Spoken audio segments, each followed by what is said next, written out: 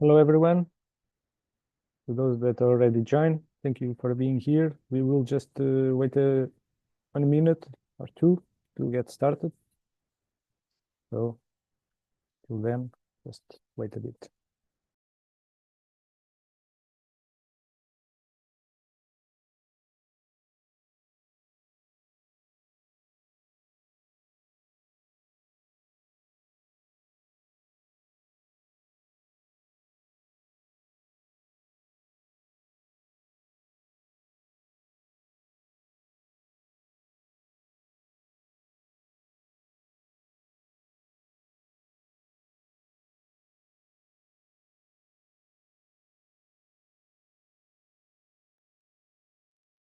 Everyone again, just 1 more minute and we will get started.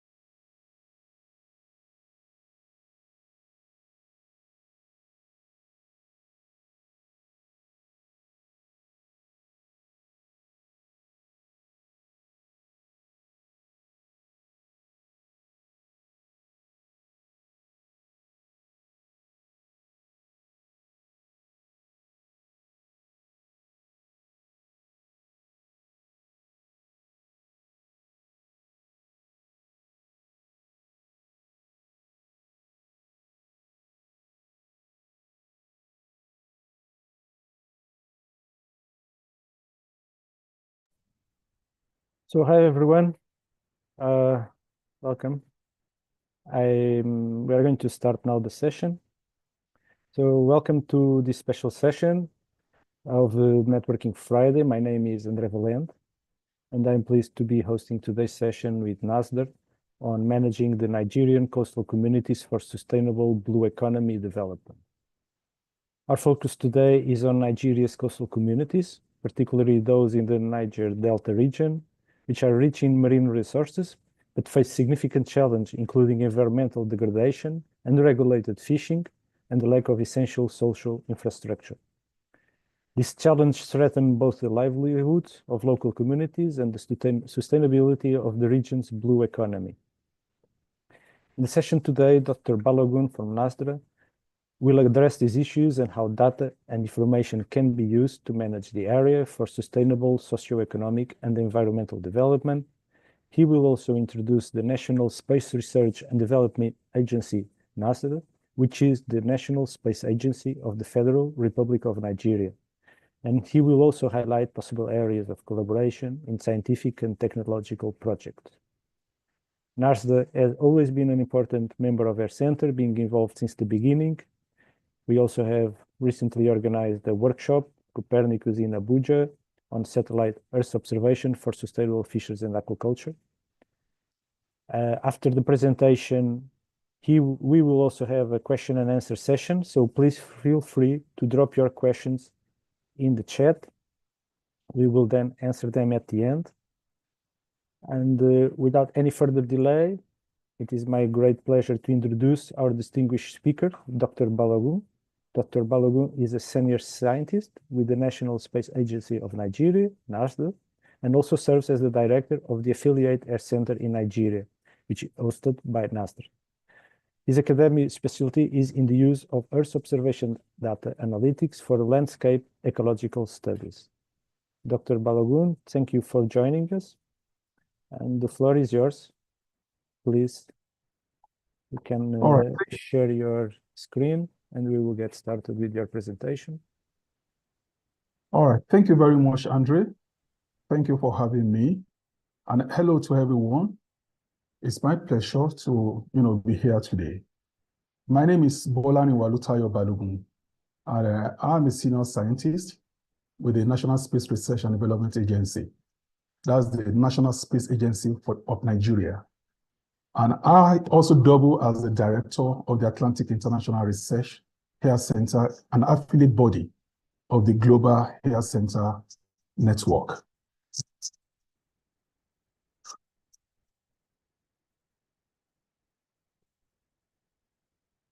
So the focus of my presentation for today is introduction of the Nigerian Space Agency.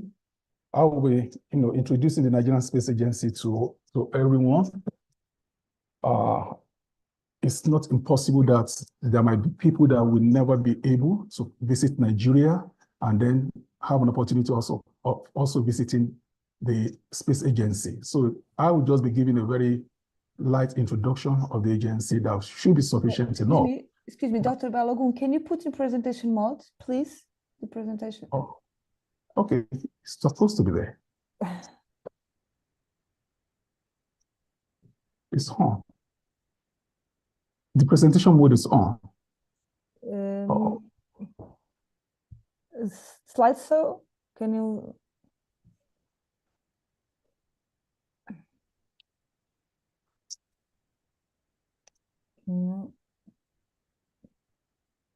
Maybe in the bottom or in the view. Yeah. Okay, are you okay now? Yes. It's perfect. Okay, all right. So the focus today will be on the introduction of the Nigerian Space Agency. Then I was speaking on the ongoing project work at the Air Center here in Nigeria. And then I will also be looking at the possible areas of collaboration.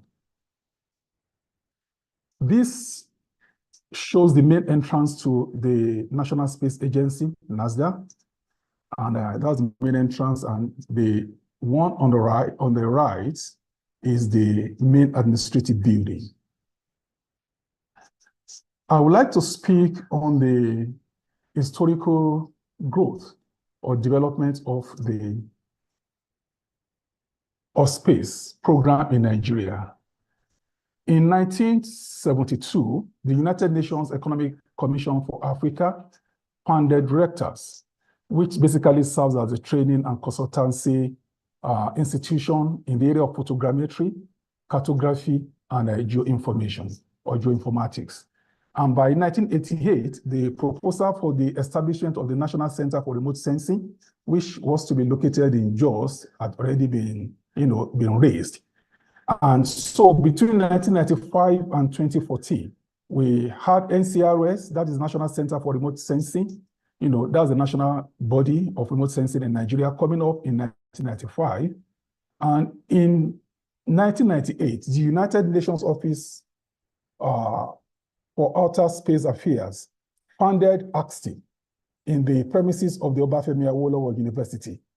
And by 1999, NASRDA, which is the National Space Agency, was founded.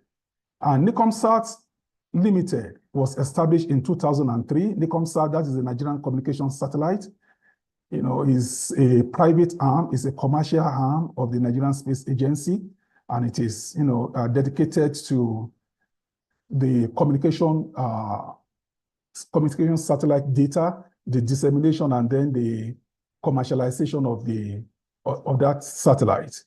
And by 2014, the Nigerian military, under the Defense Space Administration, was also came with its own space program, and that was funded in year 2014.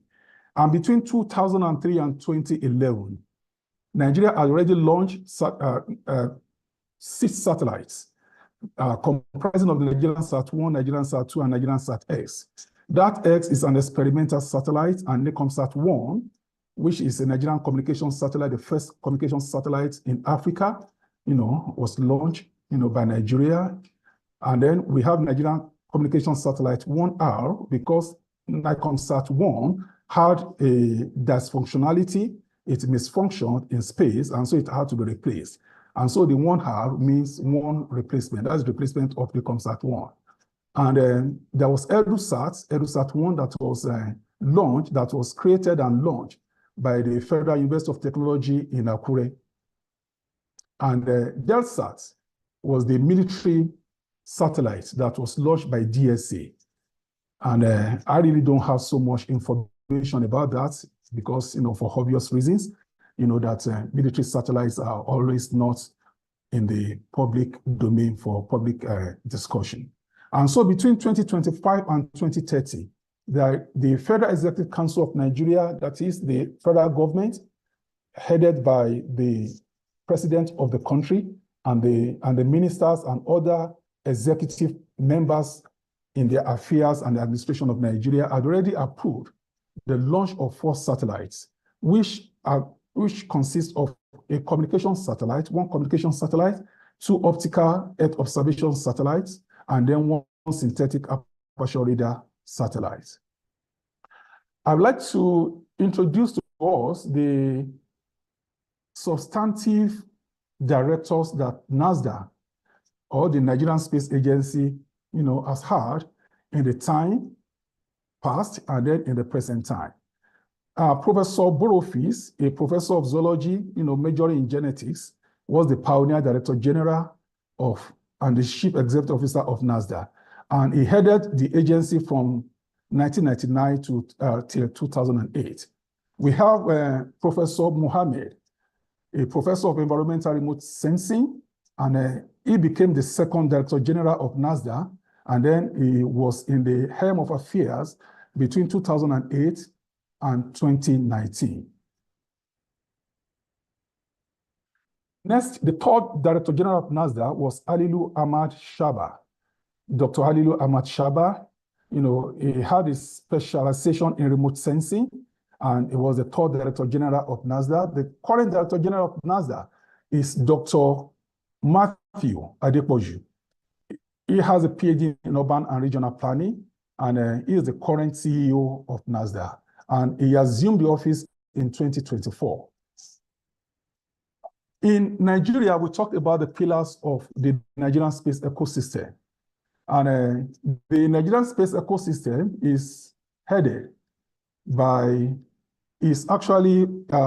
headed by the Nigerian space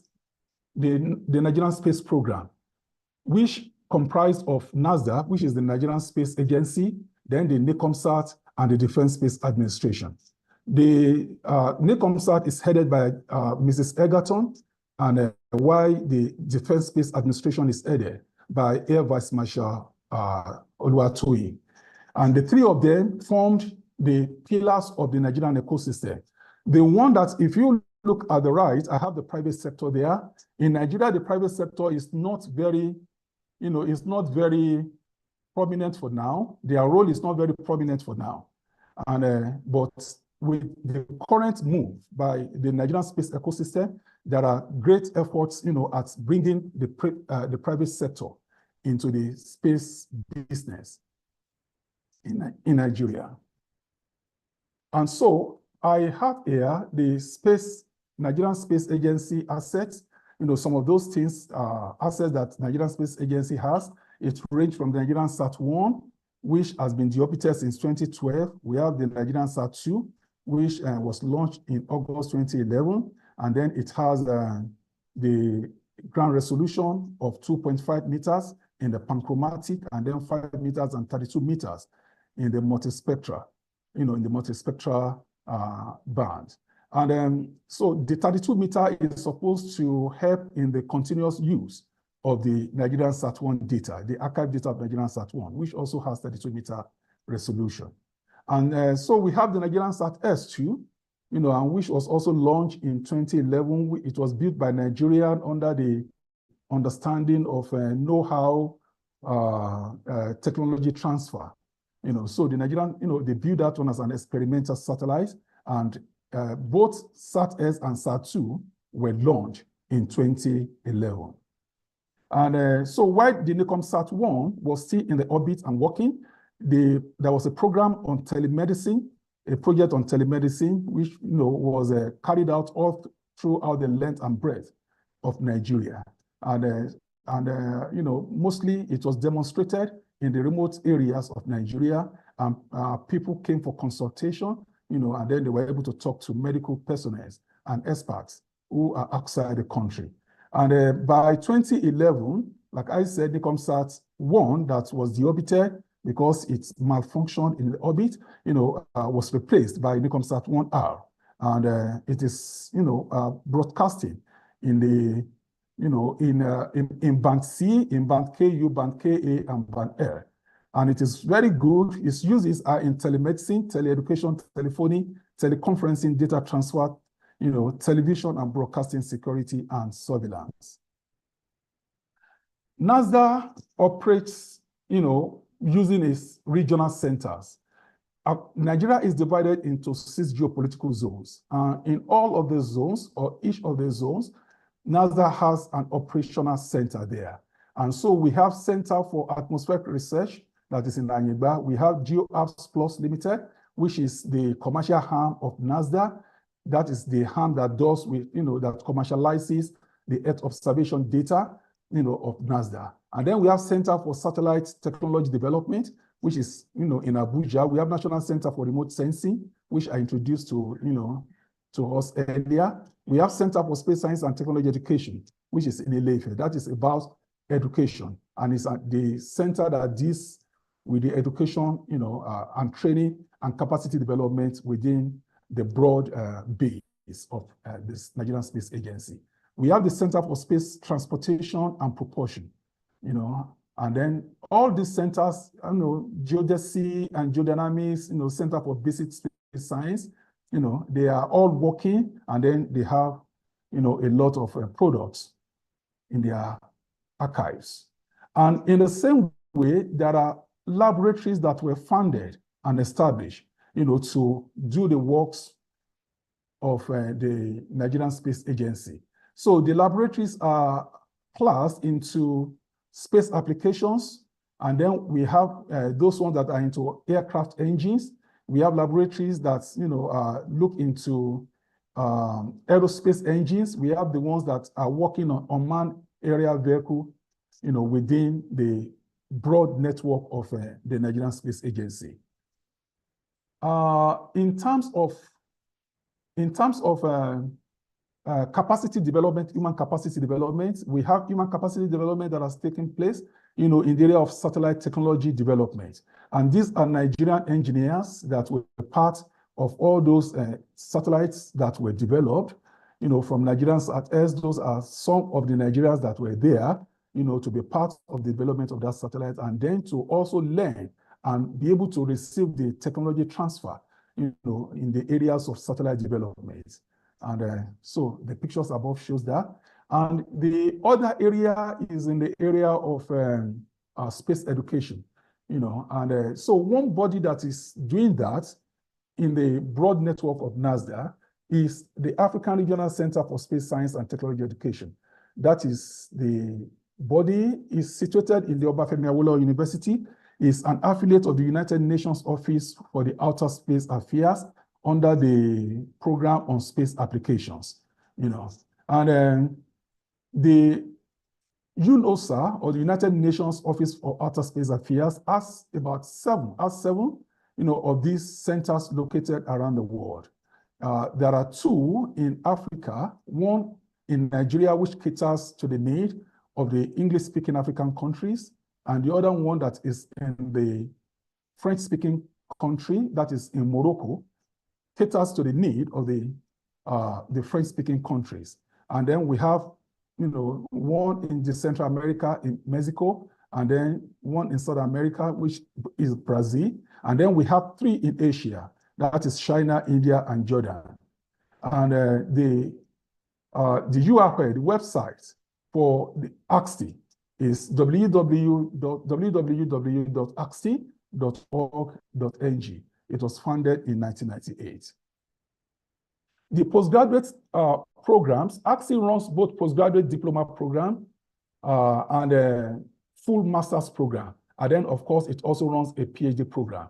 Under its PhD program, the modules are 3 essentially, and they are divided, they are common modules, they are core modules with practical sessions, and then the project module.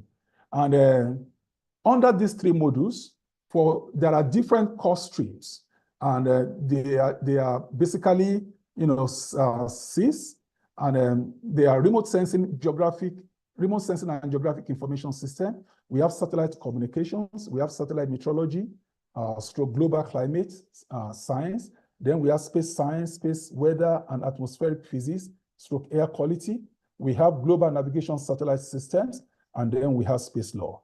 I need to inform that all these courses were developed under the curriculum that were handed to AXTI and to the other different regional centers by the UNOSA, that is United Nations Office for Outer Space Affairs. And so a copy, images of the copies of those curricula are, displayed underneath here. So we have the image for meteorology and global climate, image for satellite communications, and to space law. And under AXTI, we have had, participation, that started since 2001 and running till date. And so if you look at the charts, you will see, the commencement since 2001 and then how enrollment, has been taking place, and then the distribution by gender. And so between 2001 and 2024, we've had male, totally 531 that, had passed through the program, and then female 132. And then a total of 663 people or participants have been trained, in AXTI. And so we can see, in the chart below, the participants by gender. And here we can see in the graph, in the map of Africa, the area that is covered by AXTI. Like I mentioned earlier, that AXTI caters to the training needs of the English-speaking African countries. And so you can see areas, that are marked out in blue as the areas, the coverage areas for AXTI. And if you look at the table, AXTI takes participants from Nigeria, takes participants from, higher percentage of the participants actually come from Nigeria, for obvious reason, because the center is located here. And so the associated cost of traveling, is not, included for Nigerians. But then again, we have Cameroon, Cameroon coming as the second, highest participants in the course by AXTI. And then they have 49, while Nigeria is 472. But if you look at Cameroon here now is divided into the English-speaking Cameroon and then the French-speaking Cameroon. And so we have more participants from the English-speaking Cameroon, coming to Nigeria to go through the program. And but then with the posture of Nigeria as the big brother, of the African countries, Nigeria has also had to open itself up, for countries that are not within the English-speaking, areas of the continent. So we have people from Congo Democratic Republic, coming. We have had one in the past, and then from Sudan, So the only thing is that the courses are given in English, and so if anyone, within these countries can speak English and understands English, then such, a national, can attend the program. And for all these programs, the United Nations that is UNOSA, pays for the flight tickets of participants from outside Nigeria, and while Nigeria pays for the upkeep and for the local runnings, of all the participants. And Nigerian participants pay full tuition. They are not covered, under the scholarship, that is provided by AXTI. So Nigerians pay entirely, they pay full tuition. And so from the beginning, just as I mentioned in the previous slide, we have had 663 participants on the program, African nationals. So AXTI also runs master's programs and PhD programs. The master's programs, it runs, in a collaboration or in synergy with two universities, that is the Federal University of Technology, in Akure, and then the Obafemi Awolowo University. Under its partnership with FUTA, two programs essentially are run, which are remote sensing and GIS, and then satellite communications. There are 18 months, that leads to the award of Masters, of Technology. And then for the one for Obafemi Awolowo University is also 18 months, full master's degree program. And it is run on two programs, which are disaster monitoring and management and space population studies. And for its PhD, it also has PhD and master's program, that it runs with Beihang University in Beijing, that is in China. And for the master's in Beijing, it is 24 months duration, while the PhD is 48 months. And the courses that are run are GNSS, that is Global Navigation Satellite System, Remote Sensing and GIS, Macro Satellites, Space Law and Policy, and Space Project Management.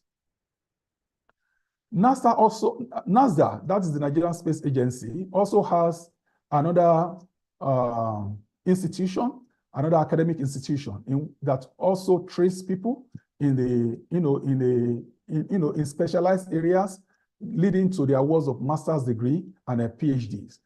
So it is the Institute for Space Science and Engineering. It is located within the premises of the national agency. It was founded in 2016, and it's run in collaboration with the African University of Science and Technology, and the courses that are run are basically master's and a PhD. There are no programs at the level of undergraduates. And the 4 departments that currently exist within the institutes are aerospace engineering, system engineering, space physics, and geoinformatics and GIS applications. And so on the right, you'll find the building of the institute, and just below it is the permanent site. So there's a bigger place that is being prepared to house the institute. And for the institute too, we look at the breakdown of admissions and graduation. So in 2019, 2019 and 2020, we have 6 masters and 10 PhD students admitted, and then the male to female proportion 10 to 6. And then by graduation, from 2021, and we have graduation, there was no graduation for PhD, but then we have graduation at the level of masters, which was made up of 3 male students and then 2 female students. And by 2024, we've had graduation rising to 8, and then we have 7 male students and then 2 female students graduating. And so the summary of NASDA's capacity development programs shows that for the Nigerian Sat-1, the making of the Nigerian Sat-1 at the Surrey Satellite Technology Laboratory in the UK, 15 engineers from the Nigerian Space Agencies were trained. And for Nikon Sat-1, 55 engineers were trained. And for Nigerian Sat-2, we have 27 engineers that were trained. And that collaboration for the making of Nigerian Sat-2 led to the award of 10 Masters of Science degree to Nigerian scientists, from the Space Agency by the University of Surrey. And so if you look at it, by 2025, we have over 400 staff of the agency, of the Nigerian Space Agency, having a master's program, and then over 200 having PhD degrees. And so the knowledge transfer, the knowledge and technology transfer is actually, done through its 8 operational centers and its 9 laboratories. And the total staff strength of the agency is about 5,000, and making, which is divided into 3,000 technical staff, comprising of engineering sciences and social sciences. And 40% of the total staff strength is made up of women. So NASDA continues to operate as a hotbed of innovative researches, which have been producing publications as its own contribution to knowledge, to the knowledge within the global community of science or space science and technology. And this publication cuts across the fields of astronomy, atmospheric sciences, space applications, and engineering. And so by last year, November 25 precisely, NASA celebrated its 25th year in space. And it was a week-long program which featured exhibitions, official launch of Nigerian Space Digest and Journal. And then we had a banquet, we had a colloquium, and then we had a social night, and then there was also an award night. And so to celebrate the staff, so it wasn't just all work, for the past 25 years, but then a time was also created for people to, mingle together and to have some fun, So that was the stage for the 25 years of NASRDA in space, the program of 25 years of NASRDA in space. And we can see on the rightmost part, the list of the centers that contributed to the funding to the success of that program. And so we have some pictures to show the audience.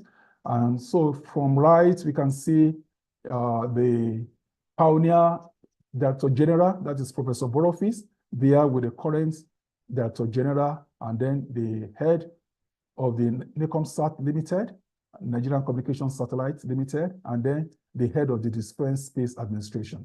And then, of course, this is the cross-section of guests, at the occasion. And then, of course, down right, we can see that school children were also not left out.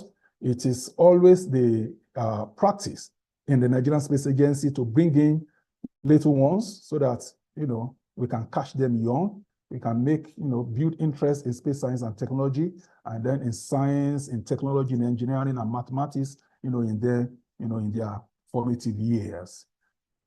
And so here we have the colloquium hub there, that's panelists, a group of, panelists, doing justice to relevant topics in space science and technology. And we have the DG of Space Agency, the MD, the Managing Director of the NECOMSAT Limited, and then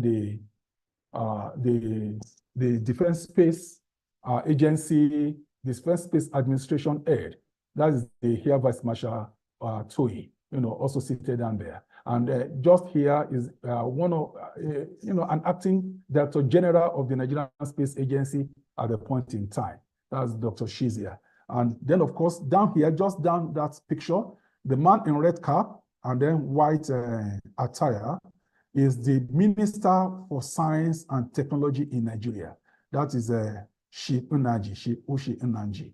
And the administrative head of the ministry that oversees the affairs of space science in Nigeria, that's the permanent secretary, is the woman, the lady in blue. And so they were receiving briefing on the exhibition by the Director General, the substantive Director General, the current Director General of Nigerian Space Agency.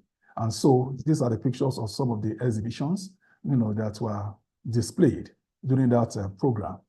And so this was the gala night, and then so at the table here, you can see the heads of the pillars of the Nigerian space ecosystem, seated together, and then of course, we can see members of staff of the agency, and then everybody, having some fun. And so currently in NASRDA, the DG has come up with a 3-point agenda, which is one, the transformation of NASRDA towards global competitiveness. And then the second agenda is, helping the staff to manifest their dreams by helping them, to unleash the greatness which is within them, their potentials, and their abilities, so that they can manifest their dream, they can, do good for themselves, do good for the agencies, and then do good for the country. And then again, like I said, there is a serious and a serious effort now to bring in the Nigerian private sector into participating in the Nigerian space ecosystem business and activities. And so the third agenda is, that of mainstreaming the private sector into the Nigerian space ecosystem. This agenda is the agenda of the current Director General of the agency. And because, in Africa, and majorly in Africa, and then, of course, all over the world, we know that space activity is not something that receives the required funding support, to function. And so just underneath it, the Director General has encouraged people not to consider money first, but to think about great ideas that can bet, great work and then great outputs that will lead to prosperity and financial freedom. And so if we are able to work, we are able to develop ideas, we are able to, create things, then we will have products that can be pushed to the market, and then, of course, that will bring money, and then will give prosperity and financial freedom. And so those are the 3-point agenda by which NASRDA is focusing on now, and they are forming the basis of the activities in NASRDA from 2025 into the nearest future. So I would like to come to the second part of my presentation that talks about things that are going on in NASRDA. That is some research works and some project works, in space science and technology that are going on in NASRDA. I've just, highlighted a few. There are quite a number, that have been done in the past and that are still being done. But then I've tried to look at those things that might be relevant to the Atlantic International Research Center, which has to do with coastal issues and then marine issues. And so here we have a work that has been done on Lake Chad.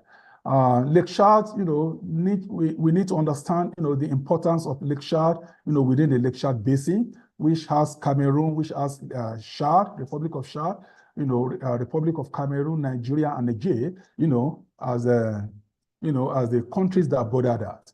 And because of certain issues, that border on security and safety, that have been taking place, NASRDA went into, looking at that resource, which has been implicated as one of the causes of their safety and security concern, within the basin.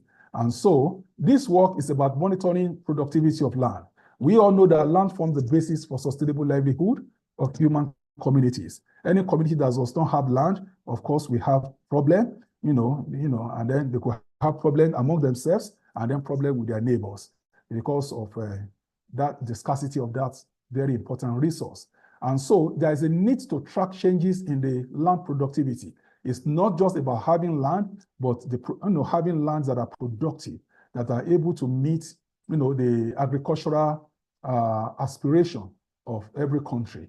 And so the tracking changes in total land productivity is very essential for monitoring land transformation. So when we do the tracking, we'll be able to see how land is being transformed, maybe from one land use to the other, or maybe from one land cover to the other, and then be able to take measures that will be necessary to correct that trend. And then it also helps to provide long-term understanding of long-term alterations of the productive capacity. And so if we measure that, so that work was done in NASRDA by the Strategic Space Application Department, of the agency. And so the products that we had, are shown in the map, in the cartographic products, that are displayed in map 1 and then map 2. Then we of course know that transformation and long-term alterations of land in the Lake Chad Basin has led to significant security challenges.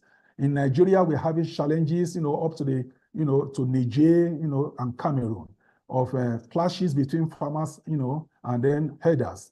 Those are people that are herding cattle, looking for places to, graze their animals. And because of transformation of land in those areas, which has turned most of those green areas within the Lake Chad basins into deserts, so we are having encroachment, of all these foreign people from one country into other. And as they come, trying to graze their animals on people's lands and people's farms, there are fights and then misunderstandings and conflicts, arise in that process. And so again, we also have, such work that have been done by this, by the agency or in the agency, and it has to do with flooding. Quite a lot of work has been done in that area. And I just, put up this example of the one that was done in Lokoja, and that was based on the flooding that occurred in year 2012, which resulted as a result of the dam in Cameroon that was opened and then causes flooding downstream, which Nigeria was a part. And so it flooded, the area in 2012. So NASRDA activated the International Charter Space and a Major Disaster Code. And then so it's helped it, to produce a floodplain and vulnerability map that was used in carried out relief and then recovery efforts in the affected area. NEMA is a part. NEMA is the National Emergency and Management Agency for Nigeria. National Emergency and Management Agency, for Nigeria, and is is responsible for managing emergency situations in the country. And so ICSMD is a global international agreement for collaboration among space agencies and other space companies, major space companies. And so what happens is that it makes free provision of satellite images of affected regions, regions that may be affected by emergency or by disaster, and then also provide machineries and instrumentations and skills to help, in the analysis of those space images or space data that are used, during such, challenging moments, for such countries that are affected, to be able to manage such emergencies. And so, so that is another work that was done. So, but, coming down to Air Center in Nigeria, the focus project activities that the Air Center in Nigeria is thinking about is the development of staff capacity in coastal and marine studies. We have not really, had, specific attention in that area. And so with the creation of Air Center in Nigeria, there is a need for us, to begin to contribute meaningfully and significantly to the work of the global network of the Air Center. And so one approach, to that, or one of the approaches to that, is to develop staff capacity in coastal and marine studies. And then, so we also intend to carry out continuous sampling and surveying of Nigerian coastal waters, and of course, this year, as we have the means, we also want to begin to go into, go further into the Atlantic area, the Atlantic coverage areas, of Nigeria. That is the Gulf of Guinea, so we are having that, that plan on, on the table. And so we also want to be able to analyze the potentials of the coastal areas for sustainable blue economy. Because if that is not done, the attention of governments will not be drawn to the need, to take care of our coastal resources and our marine resources. For now, Nigerian government has been using the marine resources for navigational purposes, for haulage, for freighting business.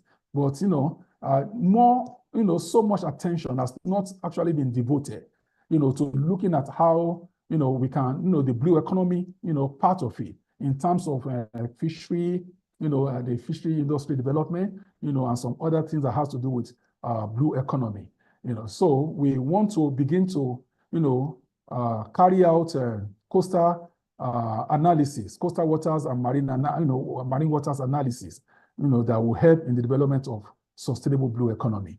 And then we also want to get engaged, and we want to engage the stakeholders, comprising of governments, and then and non-government organizations to push forward the agenda of the Air Center, which is one of the purposes of the Air Center in Nigeria and in all the countries that Air Center affiliates, are existing. So it is to, push that the agenda of the global network of Air Center. Then we also want to be able to synergize with the global network of Air Center on joint project development and execution.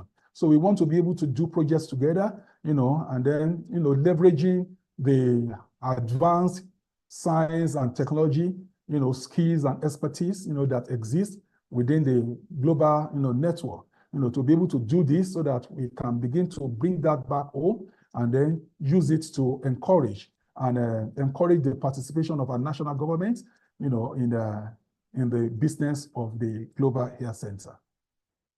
And so we are looking at the coastal areas of Nigeria. So the coastal communities of Nigeria are found within the Niger Delta states, and they border contiguously with the Atlantic Ocean. So if you look at this, so we have the, about 7 states of the country, having, residing in the coastal areas of the country. So we have the Ogun, we have Lagos State, we have Ondo, we have Delta, we have Bayelsa Rivers, Akwa Ibom, and Cross River State. And then so the area comprises of the whole stretch of approximately 853 kilometers of our coastal lines, in Nigeria. And then we're also looking at 50 kilometers inland, of the coastal area. So 50 kilometers, all inland water, within these areas that, are covered within 50 kilometers, from that boundary, we are also interested in it.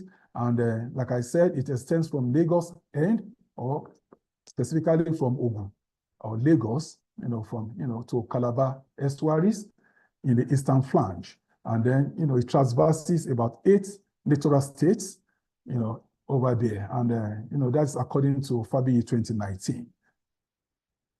And so in Nigeria, in the Nigerian coastal areas, there are some issues, there are some problems that we are already envisaging that we have to contend with as we go on in that project.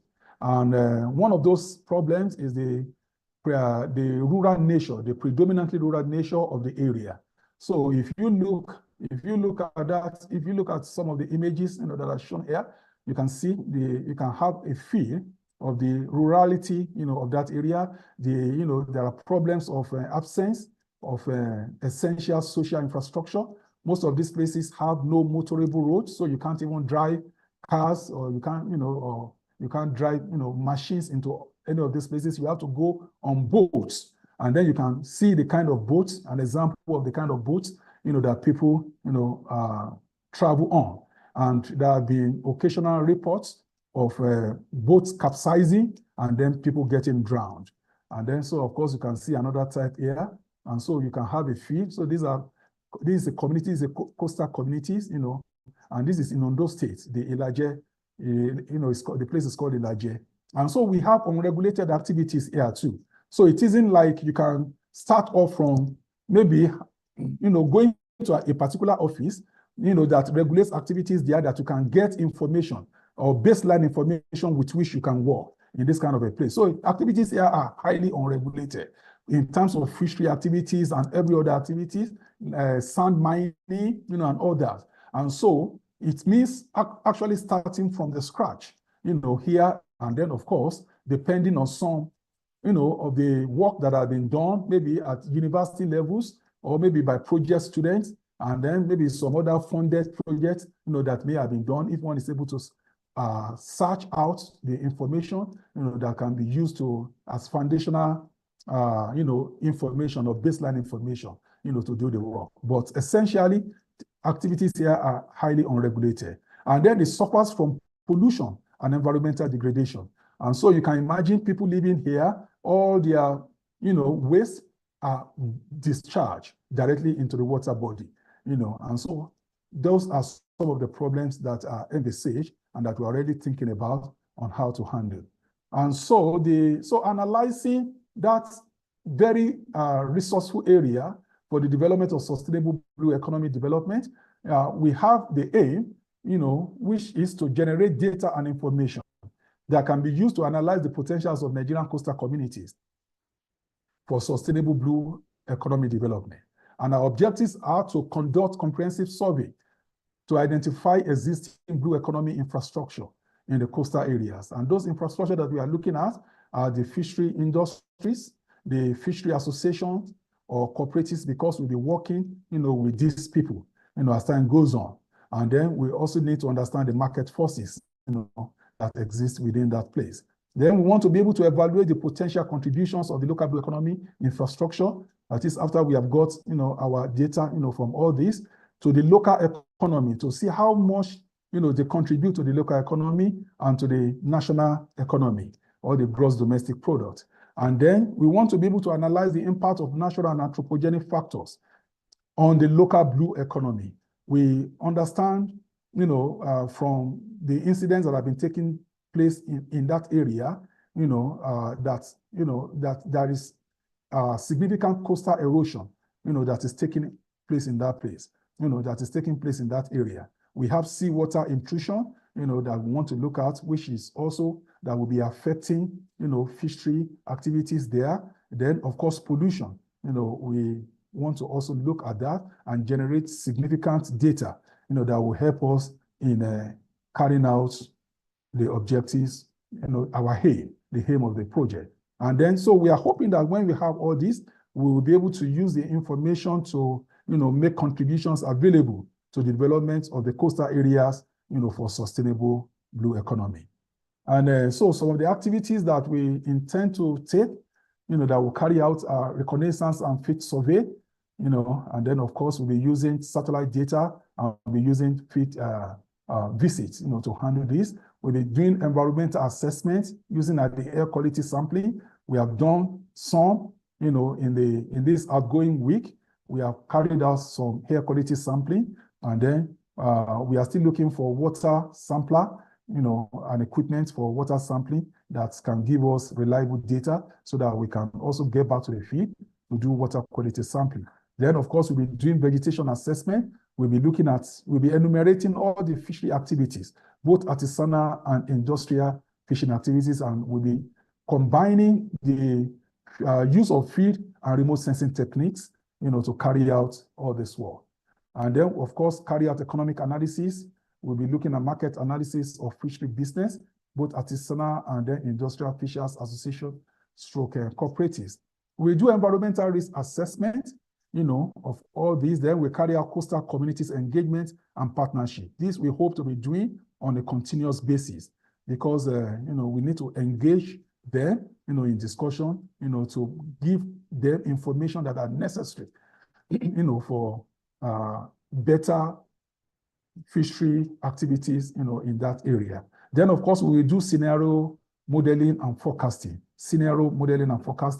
Then, of course, when we have all our results, we are going to do dissemination and advocacy, and that we are hoping that will lead into sustainable development planning. And so we can see, so we have the nature of the area, here. So this just shows the area, and then we have a preliminary classification of the area, using Landsat 8, to do the preliminary classification of the area, and then of course it's subject to field validation, as time goes on. And so the outcome, impact, and significance of our program is that we're hoping it will influence policy. Findings and recommendations will have the potential to shape policies related to coastal management and economic development. And then that it will benefit the community, leading to improved livelihoods and enhance resilience for coastal communities. And that it will also enhance environmental sustainability because it will promote sustainable development practices that balance economic benefits with environmental conservation.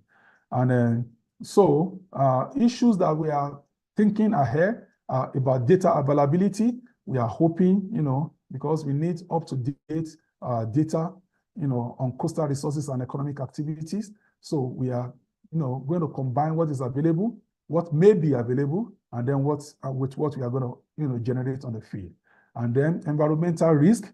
Coastal areas are very vulnerable. A lot of militancy and insurgency, are taking place in that area. Or, the staffs that went on the field visit recently, had issues assessing some areas of that. Some areas within that environment because of the issue. So we need to carry out comprehensive field survey. And then, of course, we have national insecurity, And then we have, so for this, I just have this map here to show, the problem that we have with data availability. Major parts of the Gulf of Guinea, that is very close, areas that are very close to Africa have not been, worked on, significantly, to give us all the data, like a data bank or data archive, that we may, find very useful. And so this is just the multi-beam echo sounder coverage from the National Center for Environment.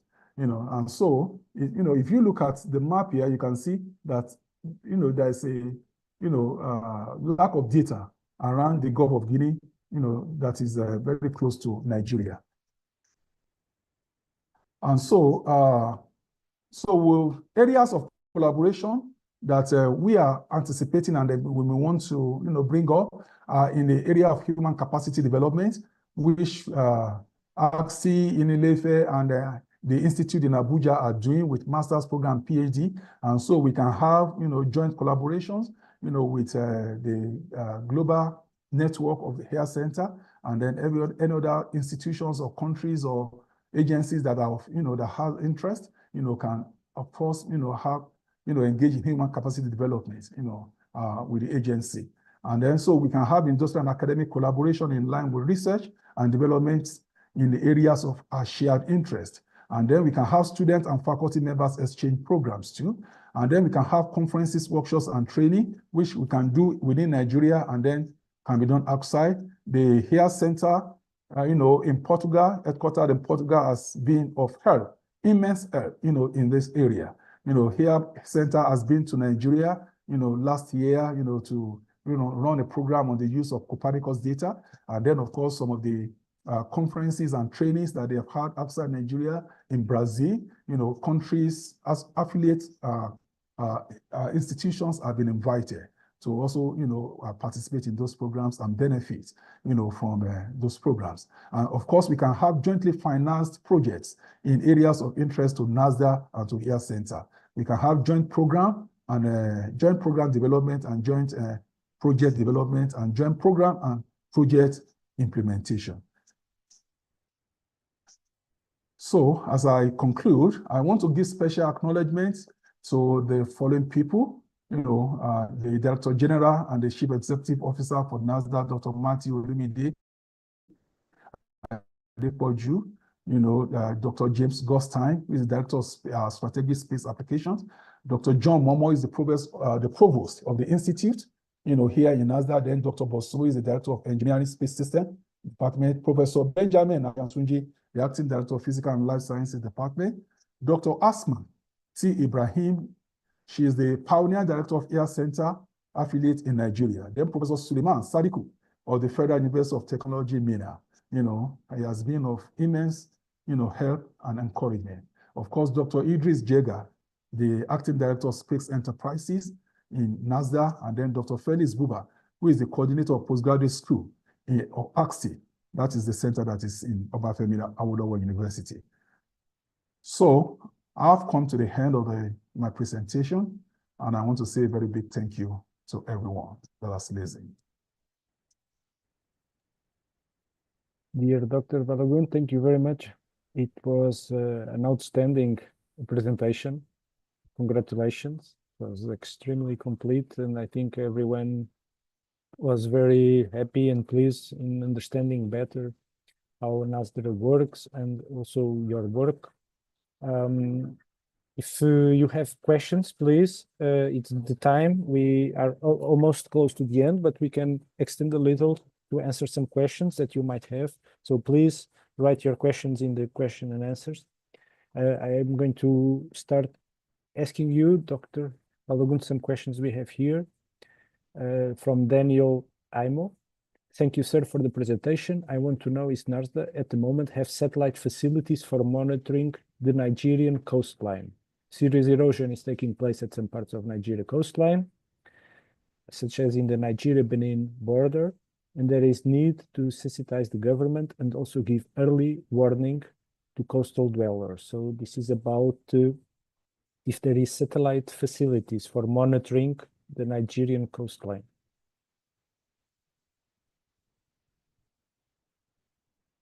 All right, so thank you very much. Yeah, satellite, Nigeria, NASRDA has satellite facilities for that. We have archive data, that can be used in doing trend analysis. And we have partnership, with other space agencies too, that can oblige us, some of the data that we may not have. We don't have all the data, we must accept that, reality. But then we have archive data. We have data up to 2014, up to 2016. And then if we have, recent data too, we have partnership with other countries, that can help us to, have those data, that can be made available. There's a procedure for getting the data, from the agency. And there is a particular department that is, a specific department that is, concerned, with that. And so if you make your requisition, to NASRDA, and then, your interest will be taken care of. Yes, so we are, now that we have Air Center in Nigeria, these are some of the areas that we'll be looking into, and then we'll be working on intensively, of course, in partnership with our, other stakeholders. Thank you very much. Thank you, Dr. Balogun. I can ask you already related to this question, if how it works, the data that you may have, can people reach out to you to understand better what data can there be, and maybe some data sets that might be coming up in the near future? So it's all, you can redirect these questions and explain better if needed. Yeah, so people can reach out to me, and then I will facilitate their getting the data, as many as we have. I can facilitate them getting the data. And yeah, so that essentially, they can reach out to me, and then I can help them facilitate it. And just like I said, in the nearest, from now, we are having 2 more Earth observation satellites, going to be launched, any moment from now. And so we're going to be having data continuity, as soon as NASRDA is able to achieve that milestone. Thank you. Thank you. So now I have another question from Salabi Ibrahim. As lucrative the blue economy and resourceful it is for us, there are numbers of challenges which have actually been highlighted by you. What are you doing in the area of digital twin annex and training? It can be immense help in data gathering. So I believe this is a question regarding digital twins and data management and training. Just like I said, we are about, doing quite a lot. Air Center, the Association for the Development of Air Center, which has its headquarters, in Portugal, has been very helpful in this. I have a lot of requests, from the Air Center about people that might be interested, and then relevant, for certain training. And so as soon as we continue to have that, then we begin to make that opportunity available to them. And then within NASRDA carries out a lot of training, and then that people can participate in. And so as we have such requests, from our people, within Nigeria, of course, we can make it, known to them, the next steps that they will have to take for them to benefit, in such training. So yeah, so training is very essential, and we are commencing on that. We've started that anyway, and then we'll continue to improve on it as time goes on. Thank you. We have here a final question from Natalia Ospina Alvarez from the Air Center, actually. I would like to know if Nigeria counts with a coastal coordinated national framework, such as an integrated coastal zone management policy. And if so, what are the main challenges to harmonize coastal policies? So this is a question more about regulation framework. If there is something at the level governmental in Nigeria, something more integrated and coordinated. You are muted, Dr. Balogun. Thank you very much. So for a very long time, the country existed, operated its coastal and marine resources without having specialized agencies, that were, working towards maximizing the profit that would come from, that resource. But as early as as recent as year 2024, we have a special ministry now, that is Ministry of Marine and Blue Economy, created, to begin to look into that. And so I'm sure that as we are also taking off, in our own work at the Air Center, and then we are linking up with them, we begin to get access, to all this, and then, and then have input that will benefit, such policies. there are policies. Nigeria is a signatory to most of these international policies, but then the problem in the past may be the implementation of the contents and the recommendations of those policies. But like I said, now that we have a ministry, a dedicated ministry of marine and blue economy in place since 2024 in Nigeria, we can begin to expect that such policy will start to have life, and then their recommendations will begin, to be implemented within the national borders of the country. Thank you. I'm not sure if I answered that question correctly. No. Yes, I think you provided enough information. Thank you. So now we start to have several questions. So let's, Joana Soares asking, within your blue economy aims, is marine biodiversity assessment and capacity building on this topic of interest to your organization? So is marine biodiversity assessments and capacity building interest for your organization? Yeah, thank you very much. The Care Center is working in close synergy and conjunction with the global network of Air Center. And the marine biodiversity is one of the important aspects of focus, research focus and project focus of Air Center. And so back here in Nigeria is also one of our very essential research focus. And as we embark on our projects, as we go to the field, embark on projects, we'll be looking at all that. I have sections within here that are looking at extremophiles. We are looking at extremophiles, and then we are looking at coastal extremophiles, water extremophiles in the coastal regions, and then we'll be looking at some other biological organisms, in our coastal region. And then, of course, we'll be working, coordinating, research in other stakeholders, institutions, within the country. So just to say it in a nutshell, that is a very important component of our research focus. Thank you very much. Thank you. We have now a question, two more questions, one from Victor Atta. Thank you, sir. How may one take advantage of the master courses, especially in space law and policy? Also, is the training in China sponsored? Yeah, so thank you, Atta. For Nigeria runs space law. We run space law here, and that is the office that is in Obafemi Awolowo University.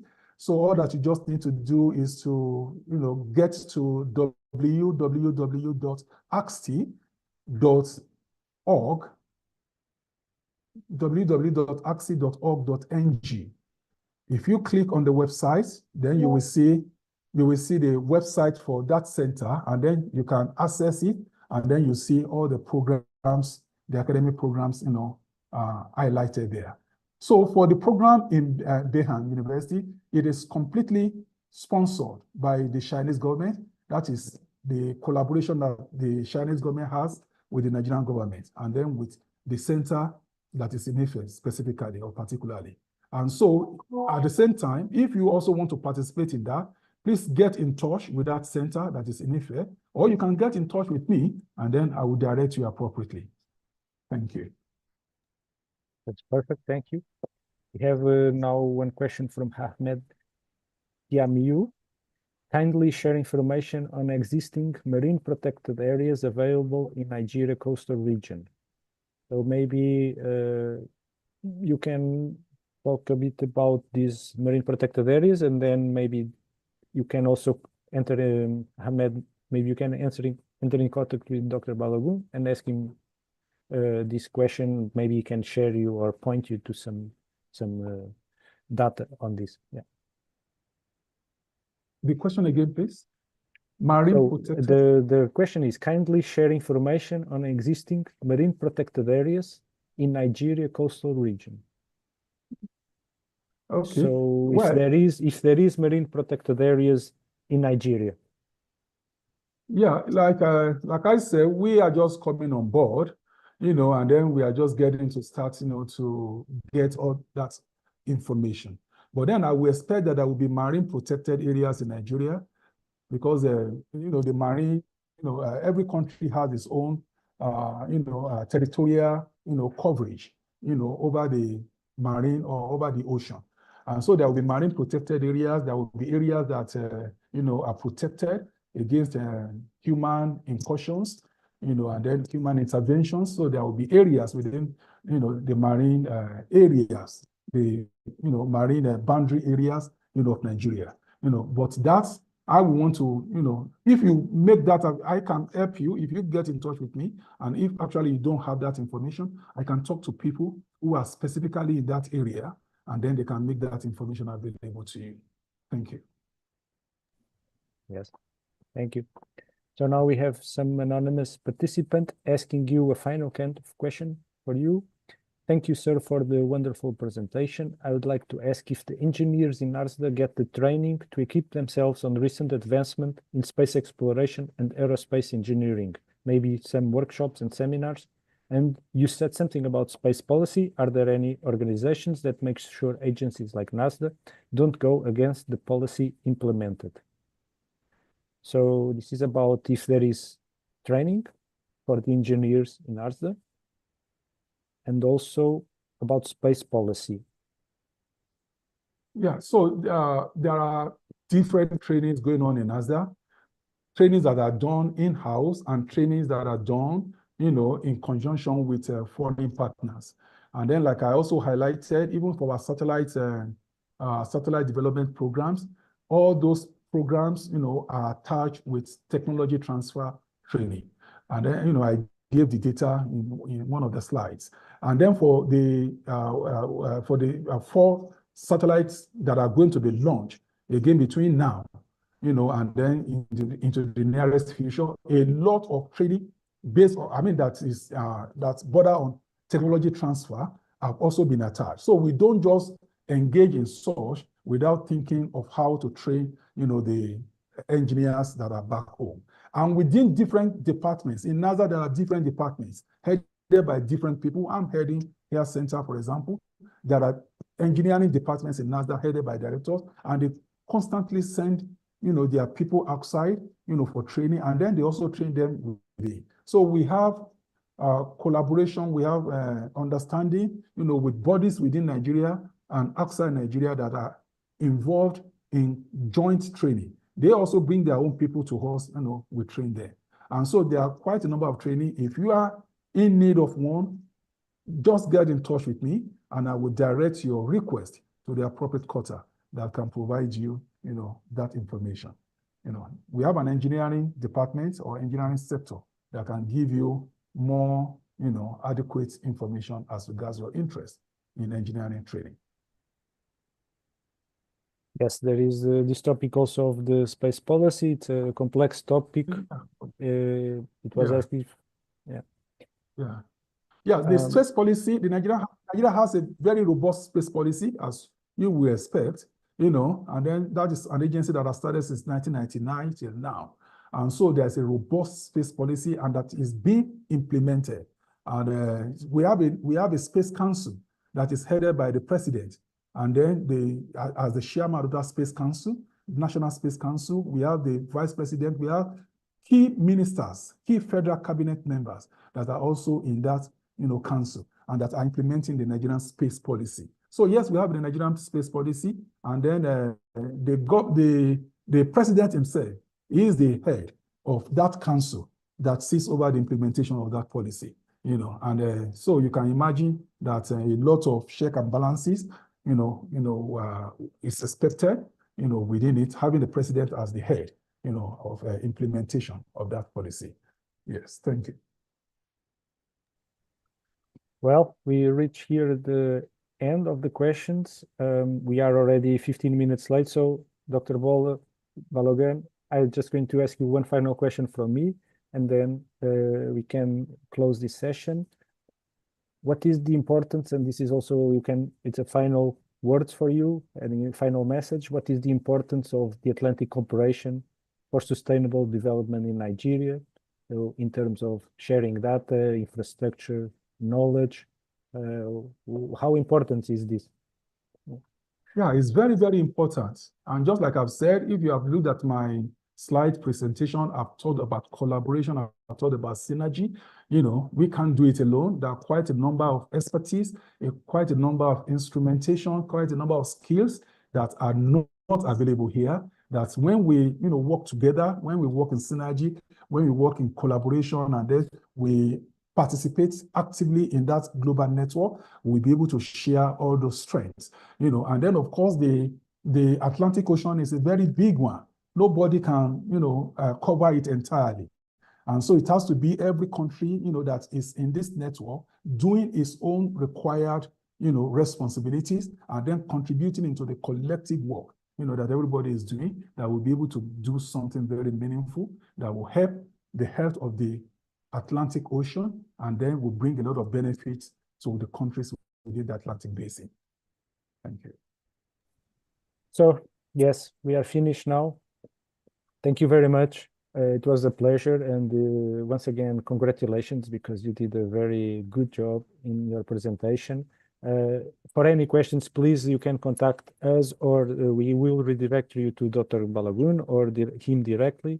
We can also always facilitate continue these conversations in another place. So thank you once again, everyone, and you, Dr. Balogun, for your presentation.